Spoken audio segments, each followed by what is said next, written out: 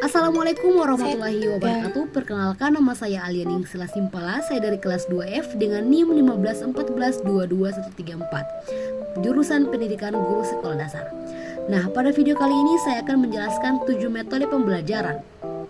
Tak perlu banyak basa-basi lagi, saya akan menjelaskan 7 metode tersebut. Yang pertama ada metode pembelajaran konvensional atau metode ceramah. Salah satu metode pembelajaran yang kerap digunakan adalah metode ceramah. Maksudnya metode ini diterapkan dengan cara berceramah atau menyampaikan informasi secara lisan kepada siswa. Nah, adapun langkah-langkah ataupun metode konvensional ataupun ceramah ini yaitu yang pertama pembukaan. Nah, seorang guru menyiapkan kelas dengan mengabsen ataupun memberikan apresiasi dan juga motivasi.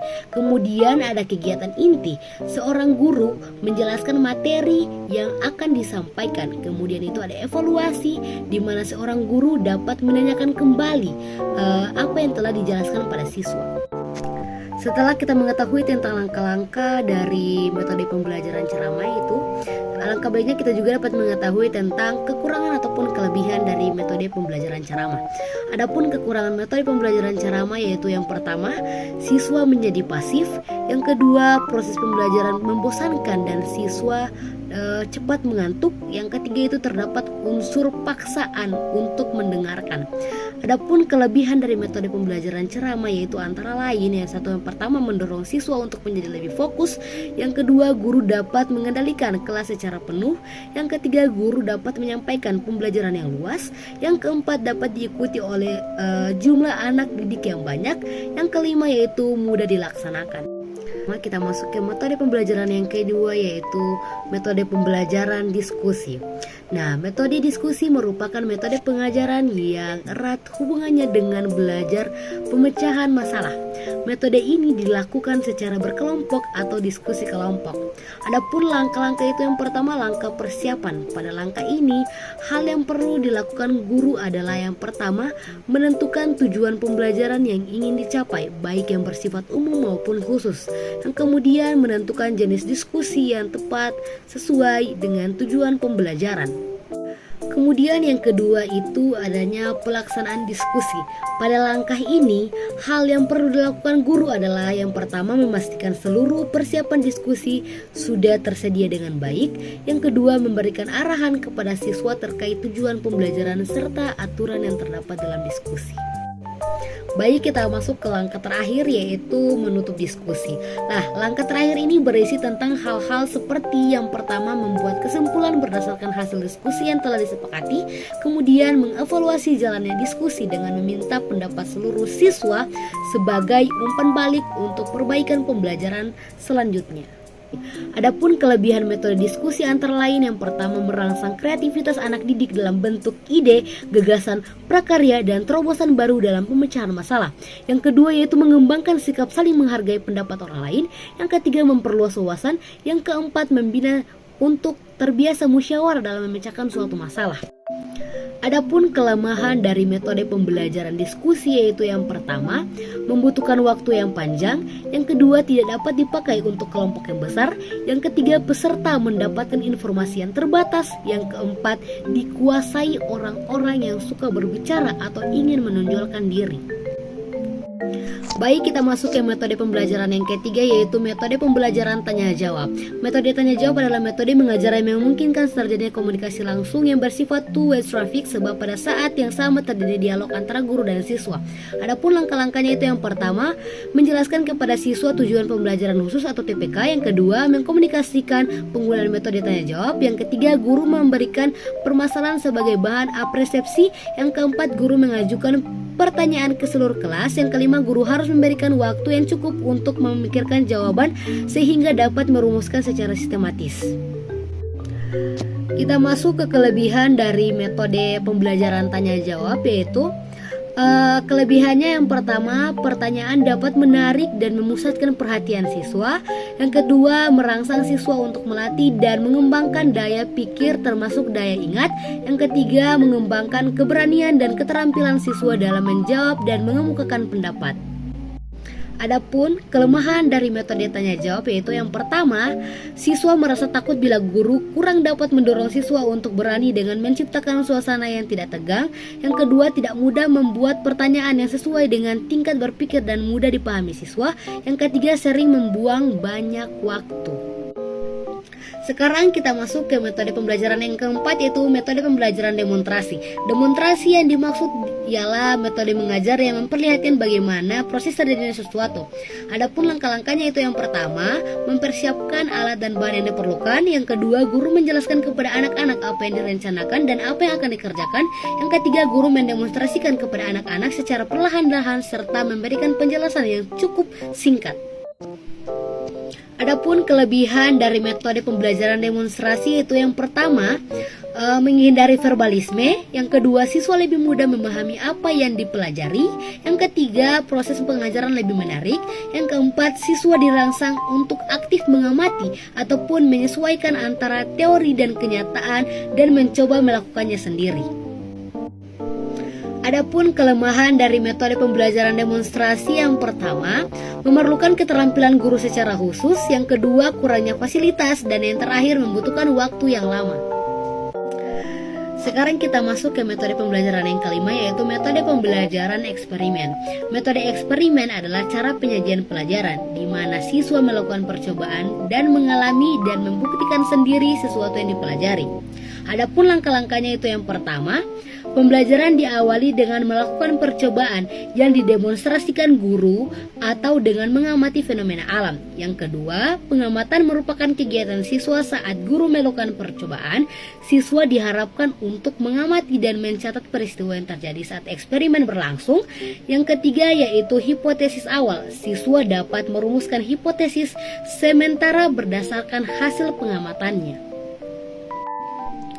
Nah, adapun kelebihan dari metode pembelajaran eksperimen yaitu yang pertama, membuat siswa lebih percaya atas kebenaran ataupun kesimpulan berdasarkan percobaan. Yang kedua, membina siswa membuat terobosan baru. Yang ketiga, hasil percobaan yang berharga dapat dimanfaatkan untuk kemakmuran umat manusia. Adapun kelemahan dari metode pembelajaran eksperimen itu yang pertama, cenderung sesuai bidang sains dan teknologi. Yang kedua, kesulitan dalam fasilitas. Yang ketiga, menuntut ketelitian, kesabaran, dan ketabahan. Yang keempat, setiap percobaan tidak selalu memberikan hasil yang diharapkan. Sekarang kita masuk ke metode pembelajaran yang keenam, yaitu metode pembelajaran resitasi. Metode pembelajaran resitasi merupakan metode mengajar dengan siswa diharapkan membuat resume tentang materi yang sudah disampaikan guru dengan menuliskannya pada kertas dan menggunakan bahasa sendiri. Adapun langkah-langkahnya itu yang pertama, pemberian tugas. Tugas yang diberikan kepada siswa hendaknya mempertimbangkan tujuan yang akan dicapai. Kemudian yang kedua yaitu pelaksanaan tugas. Dalam fase ini diberikan bimbingan ataupun pengawasan oleh guru dan juga diberikan dorongan sehingga anak mau melaksanakan ataupun diusahakan tugasnya dikerjakan sendiri. Yang ketiga yaitu fase pertanggungjawaban tugas. Laporan siswa baik lisan ataupun tertulis dari apa yang telah dikerjakan, ada tanya jawab dan diskusi penilaian hasil pekerjaan siswa baik dengan tes ataupun non-tes atau cara lainnya. Adapun kelebihan dari metode pembelajaran resitasi yaitu yang pertama, siswa menjadi lebih ingat dengan materi karena telah menuliskannya dalam bentuk resume. Yang kedua, menurut Saiful Bahri, siswa menjadi lebih berani dalam mengambil inisiatif dan mampu bertanggung jawab. Adapun kelemahan dari metode pembelajaran resitasi yaitu yang pertama, hasil resume yang dilakukan terkadang hanya mencontek pada teman dan bukan hasil pikirannya sendiri. Yang kedua, tugas bisa jadi dikerjakan oleh orang lain. Yang ketiga, susah mengevaluasi apakah siswa benar-benar memahami hasil tulisan ataupun resumenya sendiri. Sekarang kita masuk ke metode pembelajaran yang terakhir, yaitu metode pembelajaran yang ke-7, metode pembelajaran karya wisata. Semacam metode pembelajaran yang juga kerap digunakan adalah metode pembelajaran karya wisata. Karya wisata di sini berarti kunjungan di luar sekolah. Adapun langkah-langkahnya itu yang pertama, persiapan. Dalam merencanakan tujuan karya wisata, guru perlu menetapkan tujuan pembelajarannya dengan jelas, mempertimbangkan pemilik teknik, kemudian menghubungi pemimpin objek yang akan dikunjungi untuk merundingkan segala sesuatunya. Yang kedua yaitu perencanaan. Hasil kunjungan, pendahuluan ataupun survei dibicarakan bersama dalam rangka menyusun perencanaan yang meliputi tujuan karya wisata, pembagian objek sesuai dengan tujuan, jenis objek sesuai dengan tujuan, jenis objek serta jumlah siswa. Yang ketiga yaitu pelaksanaan. Siswa melaksanakan tugas sesuai dengan pembagian yang telah ditetapkan dalam rencana kunjungan. Sedangkan guru mengawasi, membimbing, dan juga bila perlu menegur sekiranya ada siswa yang kurang menaati tata tertib sesuai acara. Pemimpin rombongan mengatur segalanya dengan juga dibantu petugas-petugas lainnya, yaitu memenuhi tata tertib yang telah ditentukan bersama mengawasi petugas-petugas pada setiap seksi. Kemudian demikian pula tugas-tugas kelompok sesuai dengan tanggung jawabnya serta memberi petunjuk bila perlu. Keempat yaitu pembuatan laporan akhir karya wisata. Pada waktu itu siswa mengadakan diskusi mengenai segala hal hasil karya wisata, menyusun laporan atau paper, membuat kesimpulan yang diperoleh, menindaklanjuti hasil kegiatan karya wisata seperti membuat grafik, gambar, model-model, diagram, serta alat-alat lain dan sebagainya. Hasil yang diperoleh dalam kegiatan karya wisata ditulis dalam bentuk laporan yang formatnya telah disepakati bersama. Adapun kelebihan dari metode pembelajaran karya wisata, yang pertama, memiliki prinsip pengajar modern dengan memanfaatkan lingkungan nyata. Yang kedua, membuat relevansi antara apa yang dipelajari dengan kebutuhan di masyarakat. Yang ketiga, merangsang kreativitas siswa. Yang keempat, bahan pelajaran lebih luas dan aktual. Adapun kelemahan dari metode pembelajaran karya wisata, yang pertama, kurangnya fasilitas. Yang kedua, perlu perencanaan yang matang. Yang ketiga, perlu koordinasi agar tidak tumpah tindih waktu. Yang keempat, mengabaikan unsur studi. Yang kelima, kesulitan mengatur siswa yang banyak. Sekian penjelasan mengenai 7 metode pembelajaran dari saya. Jika ada salah-salah kata ataupun dalam video ini saya menjelaskan terlalu cepat, karena saya menyesuaikan dengan kapasitas memori saya, karena memori saya sudah penuh, sehingga saya menjelaskan agak sedikit cepat. Jadi jika ada salah-salah kata ataupun kekurangan dari video ini, saya memohon maaf.